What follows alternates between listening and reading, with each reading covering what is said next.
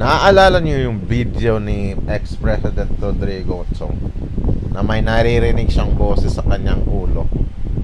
Ganyan ako ngayon, par. Oo. Hinahanap ko nga yun bilang isang pruweba na totoo yung connection ng gobyerno ninyo. May naririnig siyang boses sa loob ng organ. Hinawanan nga yan ng secretary, sabi, nag-hallucination.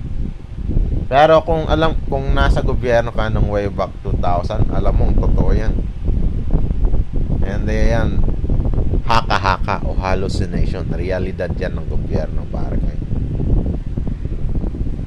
Ang kagandahan, pinapatay, ginagamit sa pagpatay. Putata ako kagabi, halos hindi ako makahinga. Ang hiya ka, Fred Kalang Koino pa naman.